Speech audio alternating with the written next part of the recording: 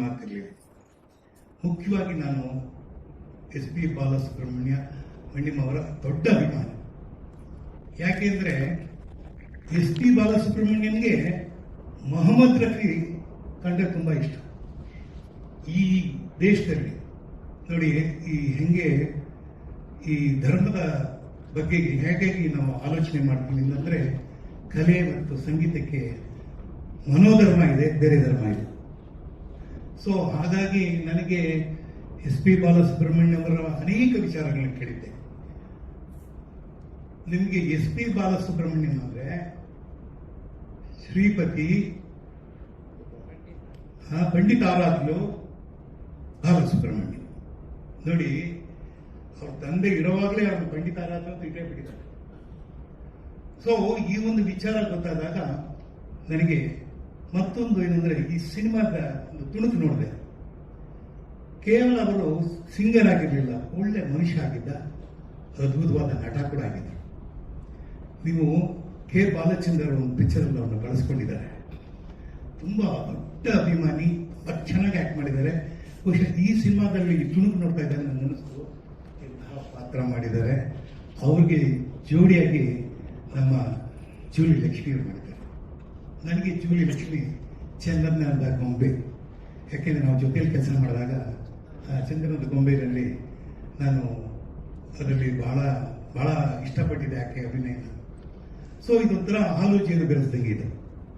ಮತ್ತೊಂದು ಏನಪ್ಪಾ ಅಂತಂದ್ರೆ, ಈ ಒಂದು ರೀಮೇಕ್ ಅಂತ ನೀವು ಕರಿತೀರಾ, ಓಕೆ, ಈ ಸಿನಿಮಾವನ್ನ ನಮ್ಮ ಕನ್ನಡದವ್ರು ನೋಡ್ಲಿ, ಇಂಥ ಒಂದು ಅದ್ಭುತವಾದ ಸಿನಿಮಾವನ್ನ ಕನ್ನಡದವ್ರು ನೋಡ್ಲಿ ಅಂತ ಹೇಳಿ ಇದಕ್ಕೆ ದೊಡ್ಡ ಮನಸ್ಸು ಮಾಡಿ ನಮ್ಮ ತ್ರಿವಿಕ್ರಮ್ ಅವರು ಇದಕ್ಕೆ ಬಂಡವಾಳವನ್ನು ಕೊಡ್ತಾರೆ.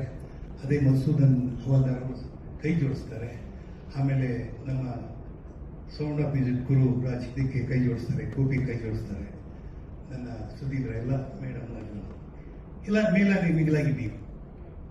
ನಾನು ಒಂದು ವಿಚಾರ ಹೇಳಕ್ಕೆ ಇಷ್ಟಪಡ್ತೀನಿ. ಈ ಸಿನಿಮಾವನ್ನು ಕಡ್ಡಾಯವಾಗಿ ನಾವೆಲ್ಲ ಪ್ರೋತ್ಸಾಹ ಕೊಡಬೇಕಾಗುತ್ತೆ. ಯಾಕೆಂದ್ರೆ ಕನ್ನಡದ ಬಗ್ಗೆ ಅತ್ಯಂತ ಜೀವ ಇಟ್ಕೊಂಡವರು ಎಸ್ ಪಿ ಬಾಲಸುಬ್ರಹ್ಮಣ್ಯಂ. ಅವ್ರು ಹೇಳಿದ್ರು, ನಾನು ತೆಲುಗುನಲ್ಲಿ ಹುಟ್ಟಿದೆ, ತಮಿಳಲ್ಲಿ ಬೆಳೆದೆ, ಹಿಂದಿಲಿ ಹಾಡಿದೆ, ಆದ್ರೆ ಕನ್ನಡದಲ್ಲಿ ಬದುಕಿದೆ ಅಂತ ಹೇಳಿ. ಅದು ಯಾಕೆಂದ್ರೆ ನಮ್ಮ ಕನ್ನಡದ ಮಣ್ಣಿನ ನೆಲದ ಗುಣ ಯಾವತ್ತೂ ನಮ್ಮನ್ನ ಆರಿಸಿ ಬಂದವನ್ನ ಯಾವತ್ತು ನಾವು ಕೈ ಬಿಟ್ಟಿದ್ದೀವಿ. ಬಹುಶಃ ನನಗೆ ಏನಪ್ಪಾ ಅಂದ್ರೆ ಖುಷಿ ಅಂತಂದ್ರೆ, ಒಂದು ಸಿನಿಮಾದಲ್ಲಿ Rajkumar voice S P voice Rajkumar, ಇತರು ಮುದ್ದಿನ ಮಾವ. ಇದು ಕೇಳೋ ಒಂಥರ ನನಗೆ ದೀಪಾವಳಿದು ಒಂದು ಅದ್ಭುತವಾದ ಒಂದು ಗಾಯನ.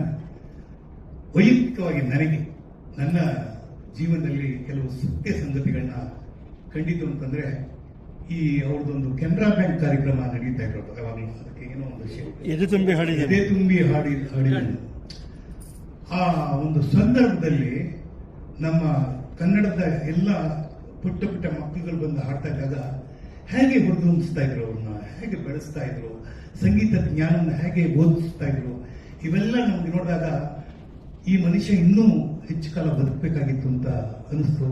ಆದರೆ ದೈವ ನಿಯಮ ನಿರ್ಣಯ, ಹುಟ್ಟಿದ ಮೇಲೆ ಸಾವು ಖಂಡಿತ, ಅದ್ರಲ್ಲಿ ಯಾವ ರೀತಿ ಇನ್ನೊಂದು ಮಾತ್ರ ಯಾರಿಗೂ ಗೊತ್ತಿಲ್ಲ. ಸೊ ಈ ಕೋವಿಡ್ ಸಂದರ್ಭದಲ್ಲಿ ಪಾಪ ಬಹಳ ಒದ್ದಾಡಿ, ಎಲ್ಲರ ಪ್ರಾರ್ಥನೆಯೂ ಇತ್ತು ಅವತ್ತು, ಅವ್ರು ಬದುಕಬೇಕು, ಅವ್ರು ಇನ್ನೊಂದಷ್ಟು ದಿವಸ ಇರಬೇಕು ಅನ್ನೋದು ಎಲ್ಲರದ್ದು ಇತ್ತು. ಆದರೆ ನಮ್ಮನ್ನು ಬಿಟ್ಟು ಹೋದ್ರು, ಫಿಸಿಕಲಿ ಅಷ್ಟೇ, ಅಂದ್ರೆ ಒಂದು ಫಿಸಿಕಲಿ ಅವರು ಹೋದ್ರು. ಆದರೆ ಇವತ್ತಿಗೂ ಅವರ ಹಾಡುಗಳು ಅಚ್ಚಳಿದೇ ಉಳಿದಿದೆ. ಇವತ್ತಿಗೂ ನೀವು ಟಿವಿನೋ ಅಥವಾ ರೇಡಿಯೋ ಆನ್ ಮಾಡಿದ್ರೆ ಎಸ್ ಪಿ ವಾಯ್ಸ್ ಕೇಳ್ತಾ ಇದ್ರೆ ಕರುಣಾನಂದವಾಗುತ್ತೆ. ಅದು ಅವ್ರು ನಮಗೆ ಬಿಟ್ಕೊಟ್ಟಂತ ಬಳುವಳಿ. ಆ ಒಂದು ಬಳುವಳಿಯನ್ನು ನಾವು ಕಾಪಾಡಬೇಕು, ಅದನ್ನು ಪೋಷಿಸಬೇಕು ಅಂತ ಹೇಳ್ತಾ ಈ ಒಂದು ಕಾರ್ಯಕ್ರಮದಲ್ಲಿ ನೀವುಗಳೆಲ್ಲ ಬಂದಿದ್ದೀರಿ. ನಾನು ಕರ್ನಾಟಕ ಚಲನಚಿತ್ರ ವಾಣಿಜ್ಯ ಮಂಡಳಿಯ ಪರವಾಗಿ, ಸಮಸ್ತ ಕನ್ನಡಿಗರ ಪರವಾಗಿ, ಕನ್ನಡದ ಮನಸ್ಸುಗಳ ಪರವಾಗಿ ಈ ಒಂದು ನಿಮ್ಮ ಒಂದು ಸಿನಿಮಾಗೆ ಏನೇನು ನಿಮಗೆ ಬೇಕು, ನಿಮಗೆ ಅಂದ್ರೆ ಬೇಡ ಅನ್ನೋದೆಲ್ಲ ಬೇಕು, ನಿಮಗೆ ಸಿನಿಮಾ ಥಿಯೇಟರ್ ಬೇಕು, ಮತ್ತೆ ನಿಮ್ಮ ಸೆನ್ಸಾರಲ್ಲಿ ಇದು ಅಂತಲ್ಲ. ನೋಡಿ, ಬದಲಾವಣೆಗಳಲ್ಲಿ ಏನೇನಾಗತ್ತೆ ಅನ್ನೋದು ಯಾರಿಗೂ ಹೇಳಕ್ಕೆ ಗೊತ್ತಿಲ್ಲ.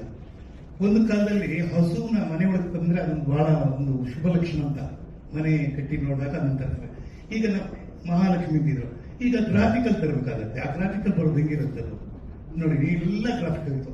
ಬಹುಶಃ ಮುಂದೊಂದು ದಿನ ಮನುಷ್ಯನ ಗ್ರಾಫಿಕಲ್ ನೋಡ್ತೀವಿ ಅಂತ ಕಾಣುತ್ತೆ. ಅದೇನಲ್ಲಿ ಅವತ್ತು ಪ್ರಾಣಿಗಳೆಲ್ಲ ಆ ಸಿನಿಮಾ ನೋಡ್ತಾ ಇರುತ್ತೆ, ನನಗೆ ಕೊಡ್ತಾ ಇದ್ರಲ್ಲ ಕಾಟ, ನಿಮ್ ಕನ್ನಡ.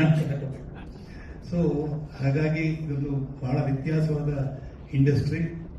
ಮುಂದೆಲ್ಲ ಒಂದು ಕೌಟುಂಬಿಕ ಸಿನಿಮಾಗಳು ಬರ್ತಾ ಇತ್ತು, ಟೈಟ್ಲ್ಗಳು ಅಷ್ಟೇ ಚೆನ್ನಾಗಿರ್ತಿತ್ತು. ನನಗೆ ಮಿಥುನ್ ಟೈಟ್ಲೇ ತುಂಬಾ ಚೆನ್ನಾಗಿದೆ, ಯಾಕಂದ್ರೆ ಎಲ್ಲರೂ ಟೈಟ್ಲ್ ಹುಡುಕ್ತಾರೆ. ಇವತ್ತು ಯಾವುದೋ ಒಂದು ಟೈಟ್ಲ್ ಬಂದಿದೆ ಪಿಕ್ಚರ್, ನಾನು ಅದ್ರ ಬಗ್ಗೆ ಏನು ಹೇಳಕ್ ಹೋಗಲ್ಲ. ಅದು ಏನಾಗುತ್ತೆ ಅಂದ್ರೆ, ನಾವು ಯಾರಾದ್ರೂ ಒಬ್ರು ಮನೆಗೆ ಹೋಗಿ ಅಥವಾ ಯಾರಾದ್ರೂ ಸ್ನೇಹಿತರಿಗೆ ನೀನ್ ಯಾವ ಸಿನಿಮಾಗೆ ಹೋಗ್ತಾ ಇದ್ದೀನಿ ಅಂತ ಹೇಳಿದ್ರೆ, ಆ ಸಿನಿಮಾ ಟೈಟ್ಲ್ ನಾವು ಬೇರೆ ತರ ಅರ್ಥ ಮಾಡ್ಕೊಂಡ್ಬಿಡ್ತಾವೆ ನಮ್ಮನ್ನ. ಸೊ ಈ ತರದ ಒಂದು ಸಮಸ್ಯೆಗಳಿದೆ, ಅದನ್ನ ಹೆಚ್ಚಿಗೆ ಇಲ್ಲಿ ವಿಶೇಷ ಮಾಡಕ್ ಹೋಗೋದಿಲ್ಲ. ಆದರೆ ನನಗೆ ತುಂಬಾ ಖುಷಿ ಆಗೋದು ಮಧುಸೂದನ್ ಹವಾಲ್ದಾರ್ ಬಗ್ಗೆ, ರಾಯರ ಬಗ್ಗೆ ಒಂದು ಸಿನಿಮಾಗಳನ್ನ, ಅದಕ್ಕೆ ನಮಗೆ ಬಹಳ ಚೆನ್ನಾಗಿರೋದು ನಮ್ಮ ಗೋಪಿ. ನಮ್ಗೆ ಗೊತ್ತಿದ್ದು ಪುರಂದರದಾಸರು ಮತ್ತು ಕನಕದಾಸರು, ಇದಕ್ಕೆ ಮೇಲೆ ಮೀರಿದಂಥ ದಾಸರುಗಳು ಅನೇಕ ಚೆನ್ನಾಗಿದ್ದಾರೆ. ಅಂತಹ ಪಾತ್ರಗಳನ್ನೆಲ್ಲ ಅದನ್ನು ತಂದು ಜಯಸಿಂಹ ದಾಸರು ಅಂತ ಮಾಡಿದೆಯಾ ಮತ್ತೊಂದು ಅನೇಕ ಸಿನಿಮಾಗಳು ಮಾಡಿದೆ. ತುಂಬಾ ಒಳ್ಳೆಯ ಪ್ರಯತ್ನಗಳು ಮಾಡಿದ್ದಾರೆ, ಒಳ್ಳೆಯ ಹಾಡುಗಾರ, ಒಳ್ಳೆಯ ಸಂಗೀತಗಾರ. ನಾನು ಅವ್ರನ್ನ ಕೇಳಿದೆ, ರಿಕ್ವೆಸ್ಟ್ ನನಗೆ ನಾನು ಒಂದು ಚಾನ್ಸ್ ಕೊಡಿ ಅಂತ ಕೇಳಿದ್ದೀನಿ. ಬಹುಶಃ ಮುಂದಿನ ಅವರ ದಾಸರ ಸಿನಿಮಾದಲ್ಲಿ ನಾವು ರಾಯರೇ ನಮ್ಮ ರಾಯರು ಅನ್ನೋದು ಕೊಟ್ಬಿಟ್ಟಿದ್ದೀನಪ್ಪ. ನಾನು ಒಬ್ಬನೇ ಕೊಡೋಕ್ಕೆ ಸಾಧ್ಯ ಇಲ್ಲ, ಅದು ನಮ್ಮ ಕಮಿಟಿ ಕೊಡುತ್ತೆ. ಹಾಗಾಗಿ ಎಲ್ರಿಗೂ ನಾನು ಹೆಚ್ಚು ಮಾತನಾಡೋದು ಅನ್ಸುತ್ತೆ. ನನಗೆ ಮೀಟಿಂಗ್ ಇರೋ ಕಾರಣದಿಂದ ನಾನು ತಮ್ಮನ್ನು ಬೀಡು ಮಾಡ್ಕೊಂಡು ಹೋಗ್ತಾ ಇದ್ದೀನಿ. ಸಿನಿಮಾವನ್ನು ನೋಡಿ.